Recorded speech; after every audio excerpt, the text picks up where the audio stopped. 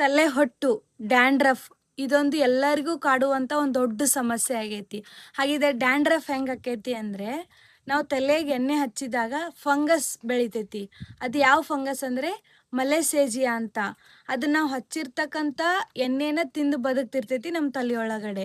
ನಾವು ಜಾಸ್ತಿ ಆಯಿಲ್ ಹಚ್ಚಿದಾಗ ಏನಾಗ್ತೈತಿ, ಈ ಫಂಗಸ್ಸು ಅಂದ್ರೆ ಏನು ಮಲೆಸೇಜಿಯಾ ಅಂತ ಕರಿತೀವಲ್ಲ, ಅದು ಎಣ್ಣೆಯನ್ನ ವಿಭಜಿಸ್ತೈತಿ. ಅಂದ್ರೆ ಓಲಿಕ್ ಆಸಿಡ್ ಆಗಿ ಕನ್ವರ್ಟ್ ಮಾಡ್ತೈತಿ. ಈ ಓಲಿಕ್ ಆಸಿಡ್ ಸ್ವಲ್ಪ ದಿನ ಆದ್ಮೇಲೆ ಏನಾಗ್ತೈತಿ, ಬಿಳಿ ಮತ್ತೆ ಹಳದಿ ಕಲರ್ ಹೊಟ್ಟಾಗಿ ಮಾರ್ಪಾಡಾಗ್ತೈತಿ.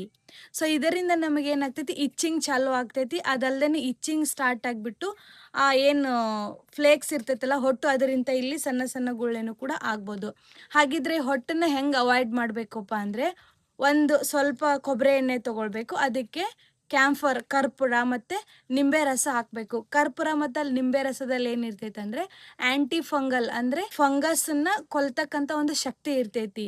ಸೊ ನಾವು ಇದನ್ನ ಹಚ್ಕೊಂಡು ತಲೆ ಸ್ನಾನ ಮಾಡಬೇಕು. ಅಂದ್ರೆ 2-3 ದಿನ ಬಿಡಬಾರ್ದು. ಇದನ್ನ ಹಚ್ಚಿ 1 ಅವರ್ ಬಿಟ್ಟು ತಲೆ ಸ್ನಾನ ಮಾಡೋದ್ರಿಂದ ಏನಾಗ್ತೈತಿ, ಹೊಟ್ಟು ಕಂಪ್ಲೀಟ್ ಆಗಿ ಕ್ಲಿಯರ್ ಆಗ್ತೈತಿ. ಯಾವುದೇ ಕಾರಣಕ್ಕಾಗಿ ಹೊಟ್ಟು ಆಗಕ್ಕೆ ಬಿಡಂಗಿಲ್ಲ. ಸೊ ಇದೇ ಥರದ ಹೆಲ್ತ್ ಟಿಪ್ಸ್ಗಾಗಿ ನಮ್ಮ ಪೇಜಿನ ಫಾಲೋ ಮಾಡ್ರಿ.